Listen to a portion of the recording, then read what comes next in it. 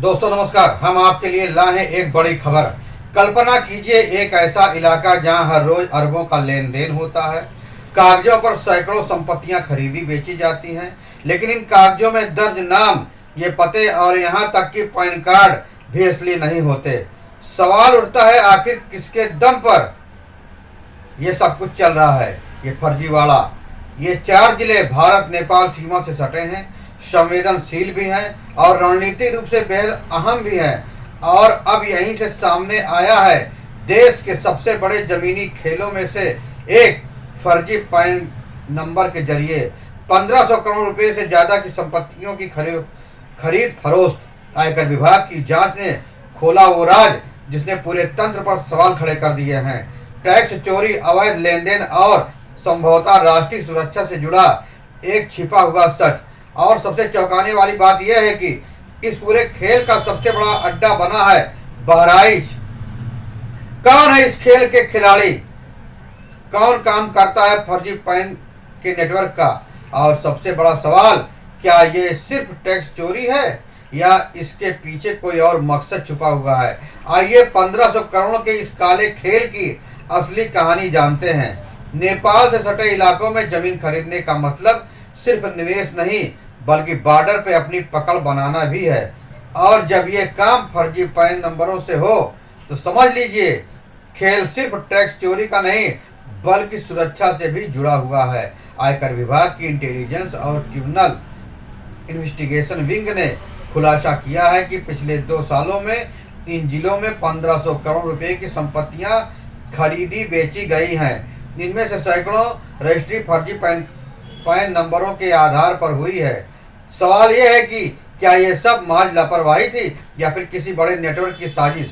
जांच में सबसे चौंकाने वाली बात सामने आई है बहराइच। यहाँ अकेले 2000 से ज्यादा संपत्तियों की खरीद फरोख्त दर्ज हुई है। कई जगह खरीदारों ने ऐसे पैन कार्ड इस्तेमाल किए जो या तो अस्तित्व में ही नहीं है या किसी और के नाम से बने थे। इस तरह सरकार को करोड़ों रुपए का टैक्स नुकसान पहुंचा है। जांच में एक और बड़ी गड़बड़ी सामने आई है।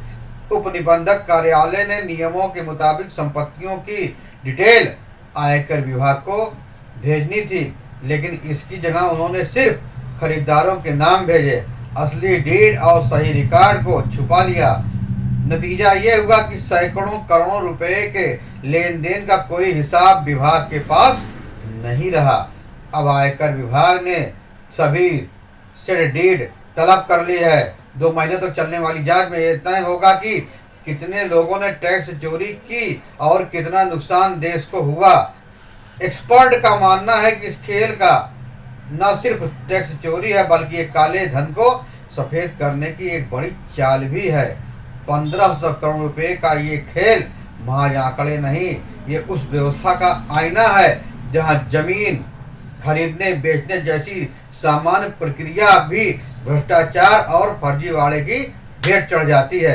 नेपाल सीमा से सटे जिलों में हुआ ये खुलासा हमें सिर्फ टैक्स चोरी की कहानी नहीं सुनाता, बल्कि उस खामोश साजिश की ओर इशारा करता है जो हमारी राष्ट्रीय सुरक्षा को चुनौती दे सकता है। सोचिए, जब हजारों संपत्तियां फर्जी पैन कार्डों पर खरीदे बेचे जा सकती हैं, तो उन जमीनों पर कब्जा करने वाले असल खिलाड़ी कौन होंगे? क्या ये खेल सिर्फ सफेद पोशों तक सीमित है या इसके तार किसी और गहरी साजिश से जुड़े हैं? ये सवाल अब भी अनुत्तरित है। आयकर विभाग की जांच अभी जारी है। आने वाले समय में सच्चाई सामने जरूर आएगी, लेकिन जब तक सिस्टम में पारदर्शिता नहीं होगी, तब तक रजिस्ट्री ऑफिस के हर पन्ने की जांच ईमानदारी से नहीं हो सकती है। तब तक ना तो काले धन पर रोक लगा पाएगी, ना ही ऐसी साजिशों पर। यह कहानी अभी अधूरी है और इसके जवाब ढूंढना सिर्फ आयकर विभाग का काम नहीं, बल्कि हम सबका कर्तव्य है। क्या आपको लगता है कि इस तरह के घोटाले पर सख्त कार्रवाई होनी चाहिए? आपकी राय कमेंट में जरूर लिखें। वीडियो पसंद आए तो लाइक करें, शेयर करें और चैनल को सब्सक्राइब करना ना भूलें। आज के लिए बस इतना ही। फिर मिलेंगे नई जानकारी के साथ, नई खबरों के साथ। तब तक आप स्वस्थ रहें, सुरक्षित रहें। धन्यवाद।